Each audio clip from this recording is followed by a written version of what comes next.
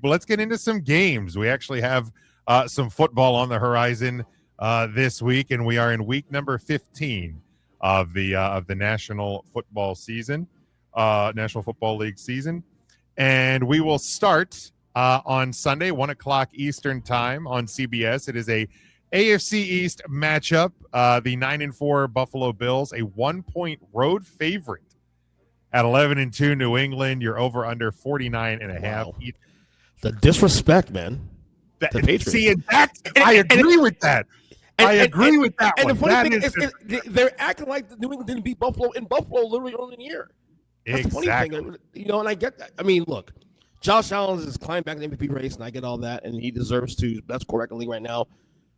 But what I've seen in the past, and I know the schedule has not reflected on the challenges, but they have won the games you're supposed to win in the way you're supposed to, and against the bad teams. Okay, and that goes a long way in framing that argument. Buffalo, like you said, they're up and down, they're like EKG.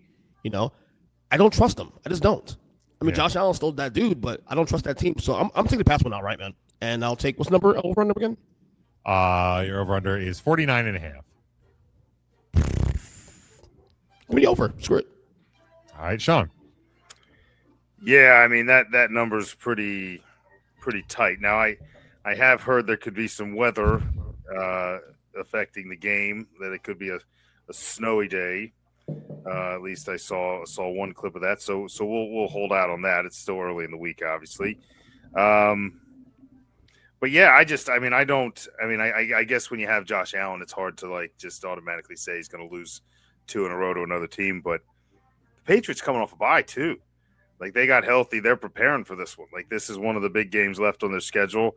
And man, sweeping Buffalo would be a huge statement for a new coach. So I'm going to take the Patriots with their bye. Rain, sleet, snow, ice, I don't really care. I think the Patriots can run the ball. And I think Drake May's careful enough with the fact that Drake May can run the ball. Maybe not quite as well as Josh Allen, but maybe as well as Josh Allen now. Josh Allen is much older, obviously.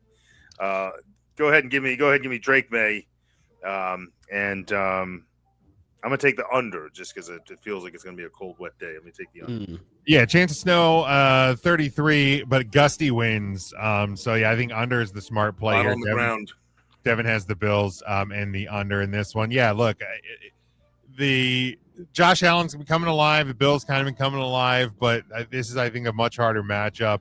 And you're going to go into a hostile environment. I like New England a lot here. I think they're going to continue to solidify what they've been doing this season. Give me the Patriots, but give me the under. And I will pull the clock for the rest of these games. I think we were fine on that one, but in the interest of time. Then we go Sunday. Speaking of disrespect, Sunday, 1:00 Eastern time on CBS, the 9-4 Los Angeles Chargers of San Diego, fresh off their win last night. They travel to 6-7 Kansas City, no longer eligible to win the AFC 6-7. 8-9. But the Chiefs, a 4.5-point home favorite. You're over under 43.5. EJ. I tell you, these memes are funny though. See 6-7 memes of the Dolphins 6-7, Chiefs 6-7, Ravens 6-7. Not all created equal, obviously. And I said this on weeks that until this team is dead and buried, I'm not gonna quit them. You know what I'm saying? Look, I think now. Look, here's reality situation. Who do you trust? They are not. I don't think going to the playoffs, but there is still a 14% chance of getting to the playoffs, and the path is still there, and it's got to start this week. And the only way they're going to be able to do that is to beat the Chargers number one. The Chargers are pretty much the only path to get into the playoffs because of their schedule too. Also, the Chargers have a very tough schedule coming up. To end the year. So, but that's why last was a huge win for the Chargers last night. Having said that, man, I don't want to do this though, but I'm going to take KC in this game. I'm going to take KC. Homer. I'm going to do it until the wheels fall off. It's KC by a touchdown. That is a disgusting act. I think the emotion last week's Monday's game against the Eagles, I'm going to show its ugly head a little bit here. I think Kansas City is desperate. Give me KC in this game, the close one. Give me the over on this one. But, man, do I think they're going to the playoffs? No. Am I ready to quit them? No. Of course you're not. You can't quit, Patrick. I already told you, until I see that X eliminated from contention is when I believe it. One of the few redeeming things of this football season is when I see that X pop up next to their game. There you go. Sean. And based on their history, they deserve that He respect. said Sean. Sorry, Sean. Of course Shut up, he still EJ. loves Sean, the go Chiefs. ahead. Shut up, EJ still loves the Chiefs. Apparently, so does Vegas. They're the 4.5-point favorite despite a 6-7 record. You got to be out of your mind. Look, could I see EJ's pick hitting? Sure. And obviously, the Eagles were able to force a lot of turnovers on a one-armed Justin Herbert. And the Chiefs' defensive front looked much improved, especially the play of Chris Jones in last week's game. So I could see it if you get to Justin Herbert. Now, the problem is that Justin Herbert was throwing crisper, better passes down the field with one arm than Patrick Mahomes was the night before with two. So I think he looked tougher. I think he looked like more of a leader. He didn't look listless. He was fighting. He was disgusted by mistakes. And I think I disagree with the emotional ending taking a toll. I think this is one that might push the Chargers over the top. Maybe recharge the Chargers a bit. And I'm going to take the Chargers to cover the 4.5 for sure, but probably just win this one and just bury those Chiefs right under Arrowhead Stadium there. But you're right, don't count them out. But I'm about to. So give me that. Give me the over. But barely.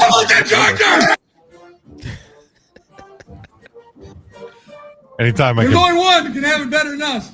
Future out. That's right. I'm gonna go with my guy Harbaugh here. Bury those Chiefs. Yeah, I think a Jim Harbaugh coach team with momentum, and they're starting to get healthy, and that's the thing. They still have injuries. Don't get me wrong, but they're getting healthier at the tight end position. They're getting healthier at the running back position. Justin Herbert seems unaffected by a left hand surgery. If anything, it galvanized him and that team a bit. Obviously, you still have a great kicking game. You'll have the better of the two kickers on Sunday. Yeah, give me the Chargers. That 4.5. That's just absolutely disrespectful. And I will take I'm actually going to take a slight under. I don't think the Chiefs score a lot of points here because I think that Chargers defense is going to continue to stay hungry like they were last night. Who's got it better than us? Nobody. All right. Then we move. Devin has the Chargers in the over. Then we move to Sunday, 4:25 Eastern Time, CBS. It is the 9-3-1 Green Bay Packers. Possibly disrespectful. 2.5-point road favorite at 11-2. Denver, you're over under in this one. Also 43.5. A sneaky possible Super Bowl preview, maybe? Question mark. Just saying. I don't know that I'd go that far yet. It's potential. wide open There's here. potential there, Probably especially not with the way happen. Green Bay's playing. Like that could happen, but in this wide open season we've seen so far, in this parity-driven league we've seen in 2025, you can't. It's off the table, certainly. You know, right now both of these teams are right now currently the 2 seeds, and actually no, the 1 seed is Denver now in the AFC, right? They are, yeah. By a 1 tiebreaker, seed right? versus But, 2 seed, yeah. right. So like I said, it's another measuring stick game for these teams. Bigger game for me for Denver, I think, because again, it's a perception that even though 11-2 hasn't been sexy, the defense is great, but Bo Nix has been kind of mid at best. So another win, another game where they can prove themselves. Hey, listen, we beat Philadelphia this year. We beat some really good teams this year. We beat the Packers now. I mean, assuming they win the game, of course. Having said all that, this is a tough one. I'm going to take the Packers in this one. Although I will say, do not bet this game at all because it's a tough one. And it's also in Denver, so home field advantage there. But I will also take the over. I think that number is low enough, despite the defenses here. It's low enough, and I think for Green Bay to win this game, they got to put some points on the board because that's the one thing. The one thing Denver does well, more than anything else, probably no better than any team in the league outside Seattle and Houston. That defense is amazing. So Yeah, give me Green Bay to win this game. Give me the over. All right, very good. Sean. Yeah, tale of two teams that have at times tried to win me over this year and actually play some good football for a few games in a row. Denver's been doing a lot longer here, and This is now 3 for 3 with lines that I think are completely disrespectful. I know the Broncos aren't winning by much, but they're winning with defense. They're winning with poise. They're winning with a lack of mistakes. And I feel like it's something that this is going to be like a playoff environment. It's going to feel like one. I think Denver for the last 10 games has been playing football the way playoff games are won. And I think to have a defense as stout as the Denver Broncos has been all year, to give them an underdog capacity at home, give me the Denver Broncos. I would argue that if you're going to pick a side, like that would be the smart one, just because you get some points with it. Oh, the Denver Broncos. Fair point. So give me those. No, Green Bay's defense has been playing better too. The Micah Parsons obviously playing at a very high level. The wild card here for me is I think you know what you're going to get out of Bo Nix. I feel like Bo Nix is going to be a little bit off at times in the game, but for the most part is going to keep things safe. They're going to run the ball, obviously. You got a fairly fresh set of legs in RJ Harvey, who just took over the leading role. So give me them. And Jordan Love, I feel, is due for a letdown game, as is Christian Watson, and this defense is the one to give it to him. So they're not going to score points. Give me Denver and the under. Yeah, I think both of you make really good points here, and in that if Denver is going to win this game, I think they need to limit the points. If Green Bay is going to win this game, they're going to open it up, and then that's going to be the critical battle. Let's see, Devin did have the Broncos in the under, and to me, I think that's kind of the play here. Is Green Bay's look flashy. They've put up a lot of points. Chicago limited them a little bit last week. I was still pretty impressed, like even in a losing effort with Chicago, and kind of going shot for shot with the Packers. I don't know that Denver can win that sort of game, but Chicago laid the groundwork a little bit for how to slow down this Packers offense. And look, Green Bay is not going to be impacted by the cold, but it's the thinner air that I think could be the kind of deciding factors we see in many games, especially in the later season. So I like Denver here at the very least to cover. And I know 2.5 is a slim margin. I do like that on their side if you do want to touch this game. And because I'm taking the Broncos to cover and win the game, I will take the under as well. And then last one, a big one in the NFC, especially for the visiting team. This one, 4:25 Eastern time on Fox, is the 8-5 Detroit Lions, still clinging to life just on the outside of that playoff picture right now, traveling out west to the 10-3 Los Angeles Rams, a 5.5 point home favorite. Your over/under is 55.5. EJ. Yeah, this is going to be a great game. Lots of fireworks too. That number is right where it should be, 55 points as the over/under. Again, Detroit needs this game. They are still technically in the race for the division, but I feel like their best. Well, I guess it is division really. To best track is probably win the division, but the wild card is still in play as well too. Also, but again, another measuring stick game for the Lions. You know, they want to get back in this thing. They got to win this game, and I don't have the schedule in front of me right now, but I mean. Look, you can get a big must win in this one, right? You know, and these two teams, nothing, have had some really good battles last couple of years. I think last year, 2 years ago, rather, I had a playoff game, in the wild card round. That was a classic. So this should be a great game. Ultimately, it comes down to who do you trust, and for me, it's Matthew Stafford and company, and they've this year been the more consistent team, and their defense is playing very well. They're probably the best team in the league, so or at least right now, anyway. So. I'm going to take the Rams win this game and cover by a touchdown. But the best bet here is taking the over. 55 points not enough, man. I see fireworks like crazy. So give me the over. All right, very good. Sean. Yeah, if you want any picture that will show you how important every game from this point out in the NFC is, the Detroit Lions are third in their division. They are on the outside looking in, and they are 2 games behind the Los Angeles Rams, who are the best team in the NFC. Yeah. So you have 10-3, you have 8-5. That is not a huge margin for error, which shows you that even the Los Angeles Rams and all the who do you trust? You trust the Rams. They slip 2 or 3 games, it could turn real quick. So Who do you trust? But having said that, EJ, I'm very much with you here. And the one thing you need to touch on, and we've touched on it for a couple weeks here, is the banged up, the injuries piling up on the Detroit defense again. And unfortunately, going into a game against Matt Stafford, in my opinion, right now, the runaway for NFL MVP, most of those injuries in the secondary, they don't have either of their two starting corners or either of their two starting safeties available.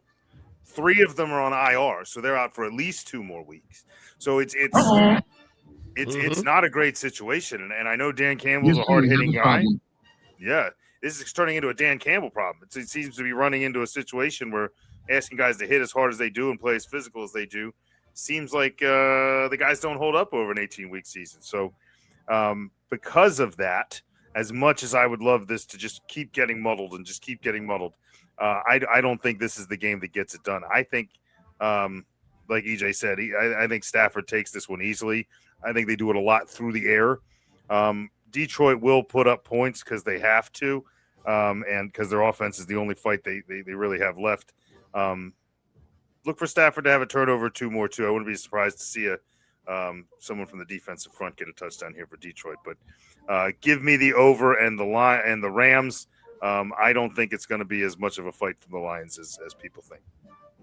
All right. I did have to hit the buzzer though. Oh, we did hit EJ the clock. interrupted.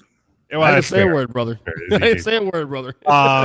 Yeah, look, Detroit, they got a win they desperately needed against Dallas last week, but I think that's as much about what the Dallas Cowboys are and aren't than the Lions actually kind of getting the ship righted here. Because I think if that game goes 5 more minutes, the Cowboys probably end up winning. The way it was going. I agree. The Rams are just better, and when you look at 2 teams that in a tight window, it's not even about trust. It's just who's better. The Rams are better, and they're at home. If this is in Detroit, I know it's not outside, but you can go into a hostile environment, come east a little bit. The Rams have everything going for them in this one, including those injuries on the Lions side of the ball, on both sides of the ball. So yeah, give me the Rams. I think they do cover that 5.5, and I think this definitely does hit the over as well. Devin has Lions in the over. Is it safe to say, and I'm not saying his job security is in jeopardy, he's in trouble, far from it, but is it safe to say that Dan Campbell, the honeymoon on Dan Campbell is a little bit over now? Yeah, I think in a way, I do think you're kind of right, and I have a couple of friends who are Lions fans that it feels weird for the Lions to be in any position to like gripe about anything because of how bad they've been. Exactly. But I think it's fair to criticize in spots where it's just like, dude, sometimes just kick the fucking field goal. Sometimes just do it, like just make the smart play. You don't always have to be, I'm gonna go, bite that sheet metal. Like I don't think you need that attitude all the time. Sometimes it is smarter to just do the logical thing and take the points or or punt the ball away, and stuff like that. So, it's certainly not in jeopardy, but I think criticism is absolutely fair at this point. And again, this is the 3rd or 4th year in a row we've seen injuries pile up. Maybe it's start to think about that as well for the Lions, because the toll does get taken on that team. So.